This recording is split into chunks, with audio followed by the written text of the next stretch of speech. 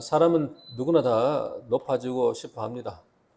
다 높아지려고 그러지 낮아지고 싶어 하는 사람은 없습니다. 하나님은 자신을 높이는 자를 높이십니다. 하나님을 낮추는 자를 낮추십니다. 하나님께서 우리를 높이시지 않고 낮추실 때는 그 이유가 있지 않겠습니까? 바로는 모세가 하나님의 말씀을 전할 때 받아들이지 않습니다. 단칼에 거절합니다. 모세가 이거 몰랐습니까? 알았습니다. 하나님께서 모세를 부르실 때 처음부터 이야기해 주셨어요. 바로가 쉽게 안 보내줄 거다. 그리고 내가 여러 가지 이적을 행한 후에야 그때야 보내줄 거다. 너희 나올 때 빈손 들고 나오지 않고 많은 재물을 받아가지고 나올 거다. 모세가 몰랐던 건 아닙니다. 다 알았습니다. 하나님의 말씀을 모세가 전하니까 바로가 단칼에 거절하죠. 거기다가 그 때문에 이스라엘 백성들이 더 강도 높은 노동을 하게 되고 어려움을 당하게 되죠. 자기 동족들이 자기를 안 믿고 안 따르니까 바로가 더 심하게 하니까 그 모든 것이 누구 탓으로 돌리냐면 바로 탓으로 돌리는 게 아니라 모세 네가 왜 와가지고 이런 이야기를 해가지고 우리 힘들게 하냐. 모세 탓을 하면서 자기를 공격하니까 자기 백성도 안 믿어주니까 바로가 내 말을 믿어주겠냐는 거예요. 내 말을 듣겠냐는 거죠. 그래서 모세가 궁시렁 그랬다고요. 하나님, 나는 입술에 할례 받지 못한 자입니다. 내가 말한다고 바로가 듣겠습니까? 궁시렁 그랬다고요. 근데 이제요, 모세가 달라져요. 왜 달라져요? 하나님이 말씀하신 그대로 되어지거든요, 이제. 하나님 말씀한 것처럼 되거든요. 성경에 계속 그렇게 나오는 거예요. 여호와의 말씀과 같았더라. 달라지는 거예요. 모세는 알았어도 하나님의 말씀을 미리 알았어도 쉽게 안 보내준다는 걸 알았어도 바로 쉽게 안 보내주니까 대번에 모세는 낭망해가지고 축 처져 버리잖아요. 그리고 궁시렁이잖아요. 근데 하나님 말씀대로 되는 걸 자꾸 쳐다보니까 달라지는 겁니다. 드디어 오늘부터 10재앙 중에 첫 번째 재앙이 시작됩니다. 재앙을 내리기 시작하는 거예요.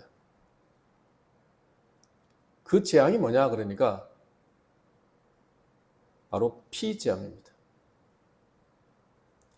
이 재앙이 왜 시작되냐 그러면 이스라엘 백성들이 예배하러 광야로 가겠다. 그러니까 보내달라. 그랬는데 안 보내주잖아요. 예배하는 자가 예배하겠다는데 예배를 못하게 방해하는 거, 이게 재앙의 시작이라는 거예요. 문제가 여기서 터지는 거예요. 신앙의 실패의 가장 기본 원리가 뭐냐 그러면요, 예배 실패예요. 가장 기본 중에 기본이 뭐냐니까 하나 앞에 예배하는 거예요. 예배하는 걸 빼먹기 시작하죠. 이 문제가 되기 시작하는 거예요. 뭐 하나님은 여기 계시고 저기 계시고 다 계시는데 뭐 어디나 뭐 계시지 뭐. 꼭 뭐 오늘 예배 드려야 되나? 뭐 한 번도 안 드린다고 무슨 일 나나? 맞아요. 오늘 하루 예배 안 드린다고 일 나는 건 아니에요. 근데요, 뭐가 문제가 생기냐니까 신앙이 벽이 들기 시작해요. 하나님이 얼만큼 싫어했으면 재앙이 시작되는 이유가 뭐냐니까 예배하러 가는 자에게 예배하러 못 가게 만드는 거. 이게 재앙의 시작이었다는 사실을 우리는 기억하셔야 돼요, 여러분. 자, 본 말씀 볼까요? 출애굽기 7장 15절부터 16절입니다. 15절, 16절 우리 같이 읽겠습니다. 아침에 너는 바로에게로 가라. 보라, 그가 물 있는 곳으로 나오리니 너는 나일 강가에 서서 그를 맞으러 그 뱀되었던 지팡이를 손에 잡고 그에게 이르기를 히브리 사람의 하나님 여호와께서 나를 왕에게 보내어 이르시되 내 백성을 보내라. 그러면 그들이 광야에서 나를 섬길 것이니라 하였으나 이제까지 내가 듣지 아니하도다. 아멘.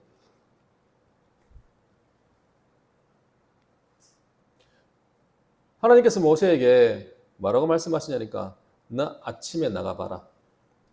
거기서 바로를 만나라. 그리고 내 말을 전해라. 그 아침에 할 때 그 아침에는요. 어느 특정한 날의 아침을 말합니다. 나일강이 전 세계에서 두 번째로 긴 강입니다. 제일 긴 강이 아마존 강이고 그 다음 긴 강이 나일강입니다. 모든 도시들은 강을 주위로 도시가 발달하지 않습니까? 나일강이 얼만큼 비옥하게 만들었냐 그러면 나일강이 이집트 백성들이 농사를 그들이 뭐 잘 지어서 실력이 뛰어나가지고 잘 되는 게 아니라 나일강이 그렇게 만들더라는 거예요. 그래서 그들은 나일강에 대한 의지가요 굉장히 심했어요. 또 이집트에는 또 신들이 엄청 많거든요. 별의 별신이 다 있거든요. 근데 그들이 나일강 신을 세 신을 섬겼다고요. 남신이 하피라는 신이 있고요. 여신이 이시스라는 신이 있고요. 그걸 전체를 관장하는 대장신이 있는데 관리자 신이 바로 큰눔이라는 신이 있어요. 바로가 아침에 왜 나갔냐 그러니까 큰눔 신에 대한 제사를 드리러 나가는 거예요. 하나님께 제사 드리러 간다 그러니까 그걸 못 가게 해놓고는 자기가 뭐 하고 있는 거예요? 큰눔 신을 제사하러 나가고 있는 거예요. 거기에 딱 나갈 때 제사 드리러 큰눔 신 제사하러 나일강에 딱 나갈 때 그때 네가 가서 말해라라는 거예요. 내가 내 손의 지팡이로 나일강을 칠 건데 그러면 그 물이 피가 될 거다. 그걸 전해라는 거예요. 모세가 딱 나가서 바로를 만나지요. 만나가지고 이 말을 그대로 전합니다. 우리가 보면요. 우리가 하나님께 예배를 드리지 않고 다른 엉뚱한 것에 예배를 드리는 거예요. 그들이 생각할 때 나일강이 자기들에게 부를 주잖아요. 자기들이 뭐 농사를 잘 지어서 잘 되는 게 아니고 그리고 이 큰놈 신이 분노를 하면 강이 범람을 하는 거예요. 그러니까 그 분노하는 큰놈 신을 달래려고 가서 제사를 드리는 거예요. 나일강이 신인 거예요, 이게. 그들에게 나일강이 그들의 의지의 대상인 거예요. 그래? 그게 의지의 대상이야? 하나님께서 거기에 재앙을 시작하게 하셨어요. 그리고 나일강이 어떤 강입니까? 우리 기억나세요? 우리 이집트에 요셉이 먹고 살게 했잖아요. 요셉이 죽고 난 뒤에 나중에 히브리 민족들이 강성해지니까 어떻게 합니까? 이렇게 놔둬도 안 되겠다. 그래서 남자아이가 태어나면 어떻게 하라고요? 나일강에다가 던져버려라. 나일강이 어떤 강이에요? 피해 강인 거예요. 이스라엘 백성들 히브리 민족의 아이들의 피해 강이었다고요. 거기 다 죽었잖아요. 거기에 수많은 아기들 시체들이 널려 있었다고요. 하나님 그걸 기억하셨던 거예요. 너희들이 의지했던 그 나일강, 너희들이 거기에 히브리 민족의 피로 물들인 그 강, 그걸 물을 내가 피로 만들어 버리겠다. 우리가 의지했던 걸 쳐버리는 겁니다. 누구에게? 예배를 드리지 않고 예배 드리는 자를 방해하는 자에게 하나님 내리신 심판입니다. 자, 오늘 우리 본 말씀을 통해서 첫 번째 피자양을 통해서 우리에게 주시는 하나님의 메시지를 같이 듣기를 원합니다. 첫 번째입니다. 물질을 의지하지 말아야 합니다. 우리 한번 따라합시다. 물질을 의지하지 말아야 합니다. 자, 본 말씀 읽겠습니다. 출애굽기 7장 17절 18절입니다. 우리 같이 읽겠습니다. 여호와가 이같이 이르노니 내가 이로 말미암아 나를 여호와인 줄 알리라.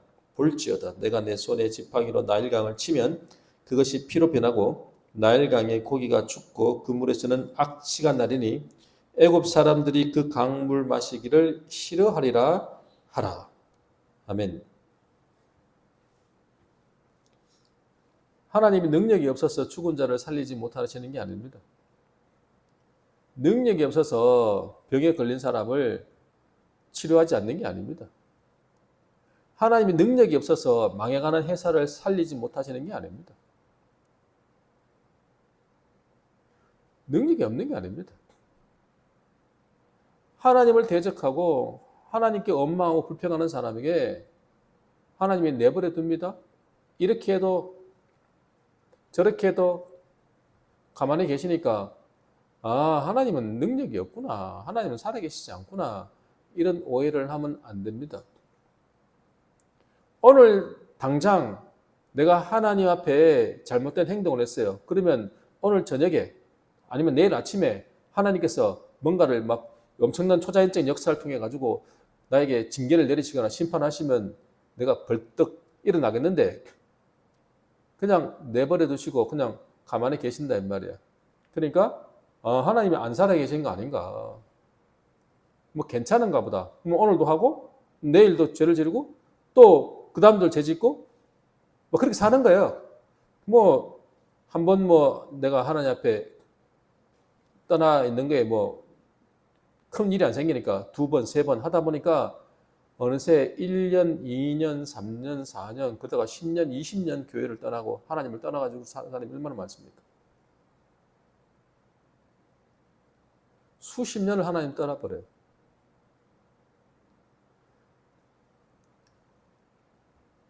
하나님은요, 살아계시지 않아서 그러신 게 아닙니다, 여러분. 이제 하나님께서는 하나님이다라는 것을 알려주기를 원하셨던 거예요. 이제 드디어 이 사람들에게 보여주기를 원하시는 겁니다. 이집트가요, 초강대국이 된 이유가 뭡니까? 나일강이 있어서, 맞습니다. 나일강이 있어서 굉장히 큰 강대국 된 건 맞습니다. 근데 이집트가 더 부강하게 되는 데 있어서 결정적 역할을 한 게 누구냐? 그러니까 요셉입니다. 요셉이라는 사람 때문에 경제 대국이 됐습니다. 전 세계를 호령하게 됐습니다. 그리고 이스라엘 백성들을 이집트로 옮겼습니다. 하나님은 이 강대국, 이 이집트라는 나라는요, 그 이방인과의 그 구별을 철저히 하는 사람이었습니다. 이방인들과 같이 밥도 안 먹잖아요. 철저히 분리된 족속입니다. 가나안은 오만 잡족들이 다 같이 모여 삽니다. 거기는 혼합되기 좋은 장소입니다. 그리고 여러 군데에서 전쟁이 우리 한국처럼 한반도가 얼마나 외세 침략이 많습니까? 가나안이 그렇습니다. 전략적 요충지라 거기도 외세 침략이 많은 곳입니다. 이집트는 달라요. 그래서 공격도 별로 받지도 않고 날강이 있고 그러니까 거기에 그 사람들은 똘똘 뭉쳐가지고 혼합주의를 추구하지 않으니까 이스라엘 백성들이 거기에 딱 들어가서 고센 땅에 가가지고 하나님이 이스라엘 백성들을 힘이 있을 때까지 나라가 될 때까지 기르기에 딱 좋은 장소였다고요. 이집트가. 그곳에 가서 하나님은 자기의 백성 이스라엘 백성들을 보호하기를 원하셨고 한 나라가 되기까지 자라나기까지 그를 그 안에서 기르신 거예요. 그 이스라엘 백성들이 거기 있으니까 하나님께서 이집트를 복을 주시겠습니까? 안 주시겠습니까? 복을 주시는 거죠. 자기들이 잘 되니까 그냥 잘 되는 줄 알아요. 아닙니다, 여러분. 우리가 잘 먹고 잘 사니까 그냥 내가 능력이 있어서 잘 되는 줄 알아요. 하나님 은행들 잘 모르는 거예요. 여러분, 잘 먹고 잘 싸고 잘 자면 이게 복이라 그러잖아요. 교통사고 나가지고요, 위와 장이 다 꼬여버려가지고요, 열흘 넘게 아무것도 못 먹어요. 물 한 잔도 못 먹는 사람이 있어요. 열흘 넘게요, 물 한 모금도 못 먹는 겁니다. 다 꼬여 있어가지고. 그분이 그 말해요. 뭐 방귀가 나오면 이제 물을 먹을 수 있다나? 저한테 이런 말 하더라고요. 목사님, 내가 물이라도 먹을 수 있는 게, 음식을 먹을 수 있는 게 이렇게 은혜인 줄 몰랐습니다. 이렇게 고백하더라고요. 못 먹으면요, 먹는 게 복인 거예요. 잘 먹는 게 복입니다, 여러분. 어떤 사람은 변비 때문에 일주일 동안 변을 보지 못해요. 일주일 넘어가니까 사람이요, 힘들어지기 시작하지요. 열흘쯤 되면요, 아이고, 잘 싸는 게 복이다. 부러운 거예요. 화장실 뭐 하루에 2번, 3번 간다 그러면 그 사람이 너무너무 부러운 거예요. 불면증에 시달리는 사람이 한 100일만 되면 탁 코 골고는 사람 보고 네가 복이다 이렇게 말하는 거예요.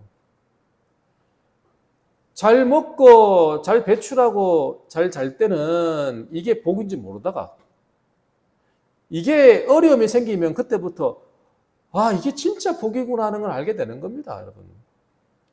이집트 이 사람들 그들이 그냥 나일강이 좋아서 그들에게 뭔가 풍요로움을 주고 잘 먹고 잘 사니까 은혜인지도 모르고 사는 거예요. 그래서 하나님께서 뭐라고 말씀하세요?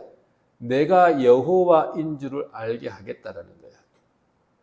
너희들 몰랐지? 알게 해줄게. 그리고는 뭘 쳐요? 나일강을 쳐버리는 거예요. 나일강을 치니까 어떤 일이 벌어지냐니까 나일강만 문제가 생기는 게 아니에요. 모든 운하, 모든 하천, 심지어는요, 나무 그릇에 있는 물, 돌 그릇에 있는 물, 모든 물은 전부 다 피로 변하는 겁니다. 이때까지 나일강 물도 그렇고 모든 물이 우리에게 생명을 주는 거잖아요. 여러분, 밥을 안 먹으면 40일도 살아요. 우리 40일 금식하고 살잖아요. 40일 이상 살아요. 근데요, 물 안 먹으면 어떻게 되죠? 얼마나 살아요? 10며칠 살면 잘 살 거예요. 그죠? 많이 못 살아요, 여러분. 물이 얼마나 중요한데요. 나일 강물이요, 이집트 사람들을 먹고 살게 했어요. 그걸 쳐버리는 거예요. 하나님이 치는 첫 번째 재앙이 뭐였냐? 가장 기초적이고 가장 기본적이고 가장 낮은 재앙. 그게 뭐냐면요, 우리를 먹고 살게 하는 걸 쳐버리는 거예요. 하나님. 물질을 치는 거예요. 이게 가장 낮은 수준의 하나님의 재앙인 거예요. 하나님 심판인 거예요. 우리가 말 안 듣고 우리가 하나님 앞에 올바로 살지 못하면 가장 쉽게 우리 당할 수 있는 그런 하나님의 채찍질이 뭐라고요? 먹고 사는 거 치는 거예요, 여러분. 간단해요. 그러면 벌써 사람들은 대번에 느껴요. 뭐 체감을 하는 거죠. 가장 뜨겁게 탁 느껴지는 게 뭐예요? 그냥 먹고 사는 거 치면 돼요. 금방 깨닫는 거예요.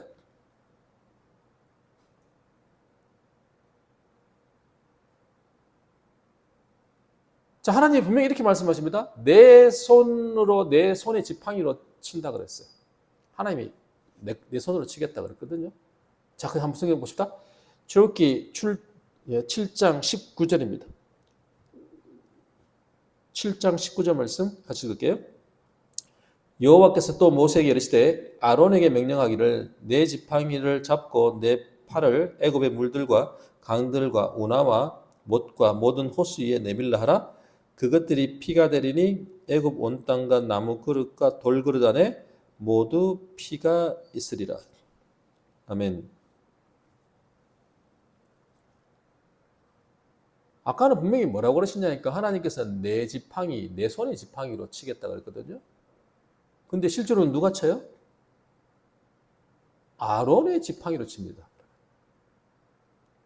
모세에게 너 아론에게 말해라. 아론에게 네 지팡이로 쳐라. 내밀어라. 그러니까 이런 일이 벌어지는 거예요. 하나님의 지팡이가 아론의 지팡이로 바뀌어버렸네요. 이게 어떤 의미냐면 아론이 쳤거든요. 근데 누가 친 거예요? 예, 하나님이 치신 거라는 거예요. 지금 내가 가서 일을 내가 돈 벌었잖아요. 실제로 누가 일하게 하시고 돈을 벌게 하신 거예요? 하나님이시라는 거예요, 여러분. 내가 순종해서, 내가 하나님 말씀에 순종해서 내가 어떤 일을 행할 때 내가 행한 거지만 그 누가 하신 거예요? 네, 하나님 하신 거라는 거예요, 여러분. 왜 자꾸 착각하는 거죠, 자꾸? 그러니까 자꾸 내가 주인이 돼버리는 거예요. 아까 우리 찬양할 때, 우리가 자꾸 내가 주인 된다 그러잖아요, 그죠? 내가 밀어내고 돈 해가지고 자꾸 내가 주인 됐다는 거잖아요. 그래서 하나님이 물질을 치는 거예요. 내가 주인 돼버리니까. 물질의 주인 돼버리니까. 이걸 먼저 건드려 놓는 거예요. 물질이 있는 곳에 뭐가 있다? 마음이 있다라는 거예요. 내 마음이 있는 곳에 물질이 따라가더라는 거예요. 그거 희한하지요.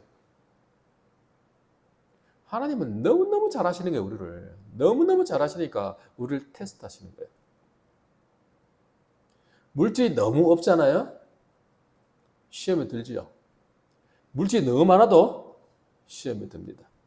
그래서 너무 부하게도 말고 너무 가난하게도 말게 해달라고 기도하잖아요. 11조 내는 거? 번 게 너무 적으면 또 시험에 들어요. 안 그래도 적은데 거기에 11조 내면 뭐 먹고 살아요? 그 시험에 들어요. 근데요, 11조 낼 게 많잖아요? 많아지면요, 또 시험에 들어요. 액수가 많아지니까. 하나님 뭐 하는 거예요? 우리 마음을 보시는 거예요. 제가 예전에 제가 다윗 설교하면서 이런 말을 했지 않습니까? 어디에 우리의 심장이 뛰는가? 여자를 보고 마음이 심장이 막 뛴다. 아니 즉석복권을 이렇게 끌는데 5억 5자가 위에 동그라미가 보이니까 5억이 된다고 눈에 보이기 시작하니까 심장이 벌렁벌렁 뛴다는 말이에요. 근데 하나님을 향한 심장은 뛰질 않아. 이걸 보고 중심이 하나님을 향했나 향하지 않았나를 본다 이 말이에요. 내가 하나님을 향한 중심이 있냐, 내 중심이 하나님을 향했냐, 이거 뭐 보고 한다고요? 내 심장이 뛰냐 안 뛰냐는 거예요. 우리가 하나님을 향해서 뛰지 않고 다른 데서는 심장이 벌렁벌렁 뛰기만 한다 그러면 하나님이 결국 어떻게 해요? 그거를 칠 수밖에 없는 거예요. 그렇지 않고는 하나님을 알지를 못하는 거예요. 하나님이 뭘 원하시는 것을 보지를 못하는 겁니다. 여러분, 우리 마음이 주님을 향해서 우리 심장이 뛰기를 간절히 축원합니다. 마지막 두 번째입니다. 낮추실 때 하나님을 찾아야 합니다. 한번 따라합시다. 낮추실 때 하나님을 찾아야 합니다.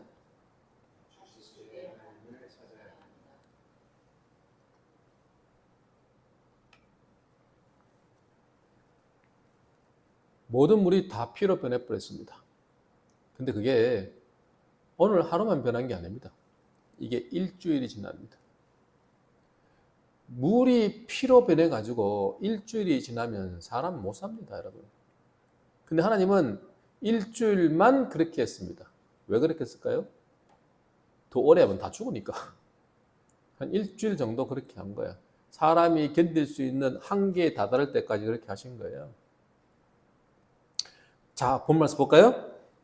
7장 22절, 23절 우리 같이 읽겠습니다. 애굽 요술사들도 자기들의 요술로 그와 같이 행함으로 바로의 마음이 완악하여 그들의 말을 듣지 아니하니 여호와의 말씀과 같더라. 바로가 돌이켜 궁으로 들어가고 그 일에 관심을 가지지도 아니하였고. 아멘.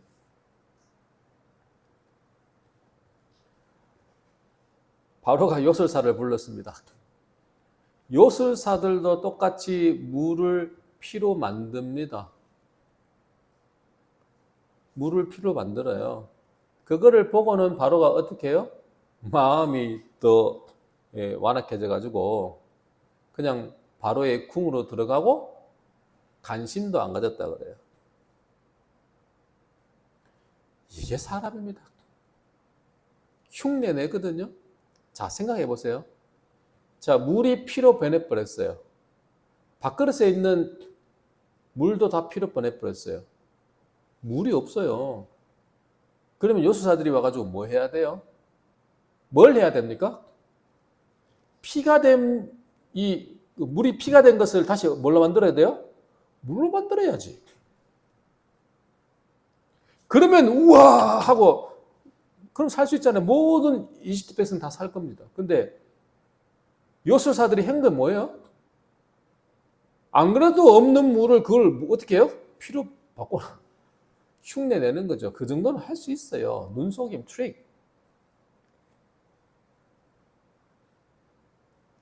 그러니까 바로가 그걸 보고 어떻게 해요? 더 고집 부리고 그냥 가는 거예요. 무시해버리는 거죠. 이게 우리의 마음이라는 거예요. 우리는요, 조금만 숨 쉴 수 있으면, 조금만 자기가 뭔가 할 수 있으면, 그러면 안 돌이킨다는 거예요. 그냥 돌이키면 되잖아요, 여기 자리에서. 그냥 무릎 꿇으면 되잖아요. 아, 잘못했다 그러면 고생 안 하잖아요. 조금만 자기가 뭔가 할 수 있으니까. 그러니까, 관심도 안 가지고 고집 부리는 거 보세요, 이거. 이게 바로잖아요.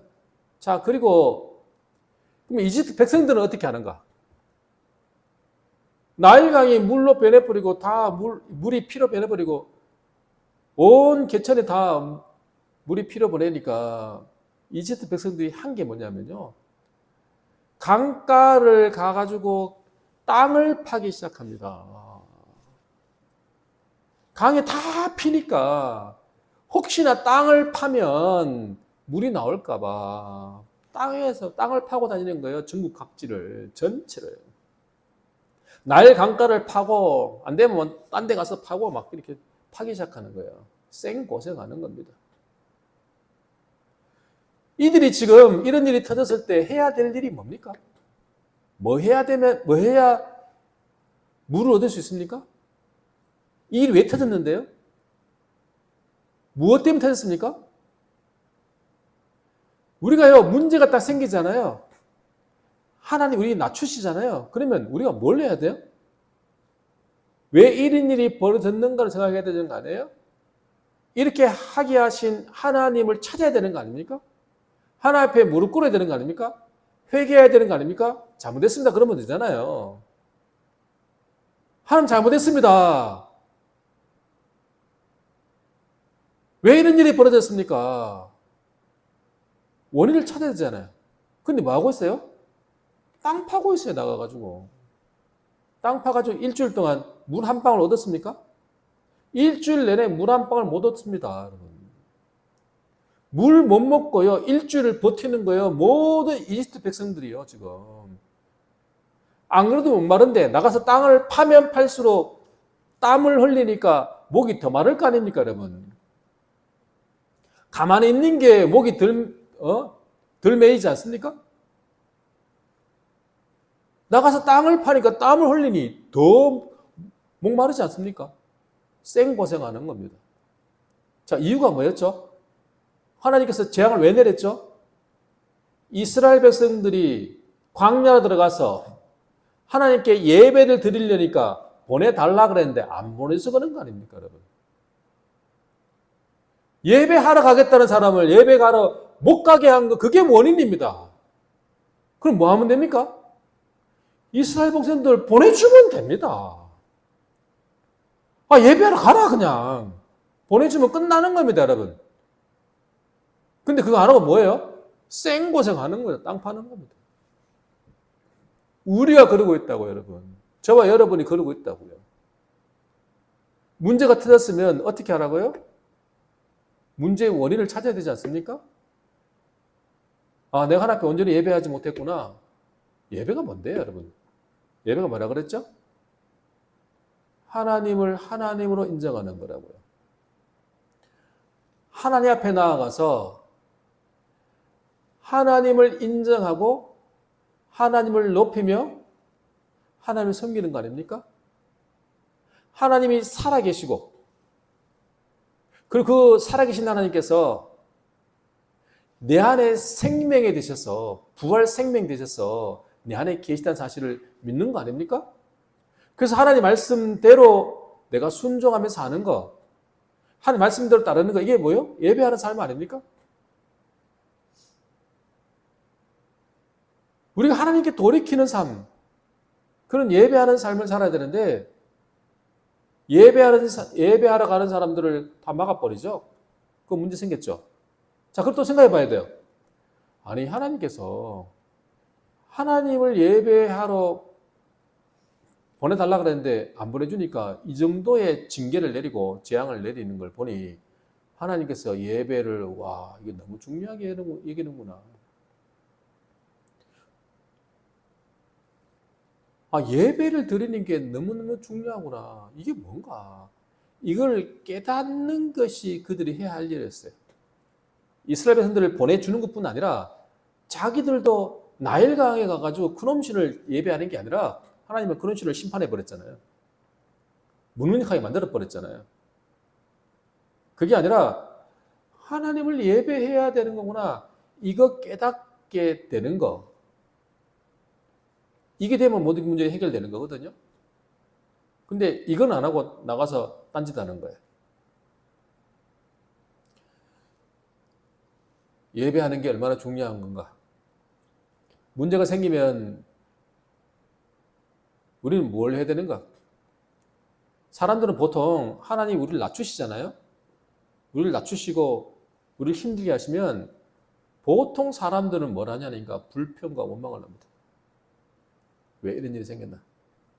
그나마 낫습니다. 원망, 불평하는 건 나아요. 좀 더 지나가지고 뭐가 돼요? 사람이 그때부터는 다 포기해버리는 거예요. 그리고 그냥 시간에 끌려다니는 거예요. 그냥 시간 때워 사는 겁니다. 그냥 가는 겁니다. 흘러가는 거예요.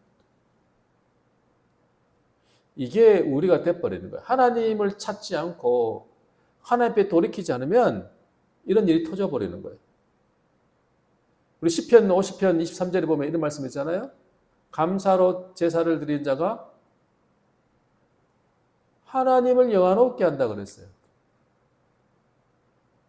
그의 행위를 옳게 하는 자에게 내가 하나님의 구원을 보이리라. 누가 하나님을 영화롭게 한다고요? 감사로 예배를 드리는 자입니다. 그에게 뭘 보여줘요? 하나님의 구원을 보여주겠다는 거예요. 하나님 우리를 낮추셔요. 때로는 우리에게 징계를 내리시기도 하고요. 재앙을 내리시기도 해요. 하나님이 물질을 걷어가 버려요. 하나님이 걷어간 거는 우리가 다시 가져오지 못해요. 하나님 다시 부으지 않으면, 하나님이 다시 새롭게 붓지 않으면 걷어간 걸 어떻게 가져와요? 못 가져옵니다. 하나님 부으셔야 되잖아요. 걷어들였을 때 우리가 그때 뭘 해야 되냐 그러면요, 하나님께 감사해야 돼요. 지금까지 전부 다 하나님의 은혜였구나. 하나님의 감사였구나. 우리 감사를 하잖아요. 그러면 어떤 일이 벌어지냐면 우리를 환경의 어려움으로부터 우리를 어떻게 해요? 구원하세요. 우리 영혼을 구원하세요. 질병으로부터 우리를 구원하세요. 우리에게 닥쳐진 수많은 역경과 고난 속에서 하나님께서 우리를 어떻게 한다고요? 구원하신다고요. 누구에게요? 감사로 예배하는 자입니다. 우리를 낮추시면요, 뭘 하라고요? 하나님을 찾으셔야 돼요. 그리고 원인이 뭔지를 알아야 돼요. 오늘 전체적으로 살펴봤어요. 가장 큰 문제가 뭐였어요? 뭐 때문에 재앙이 시작됐어요? 하나님을 예배하는 걸 방해했기 때문에. 하나님을 예배하지 않았기 때문에 그렇습니다. 예배를 우습게 생각하면 안 돼요, 여러분. 우리가 함께 모여 주님 앞에 예배하는 것 너무 중요합니다. 예배하는 삶을 날마다 살아가는 것 너무 중요합니다. 이게 무너지니까 다 무너져 버리는 거예요. 그리고 우리가 낮춰졌을 때 어떻게 하라고요? 예, 하나님을 찾고 하나님께 감사하십시오. 그러면 하나님께서 여러분을 구원하실 겁니다.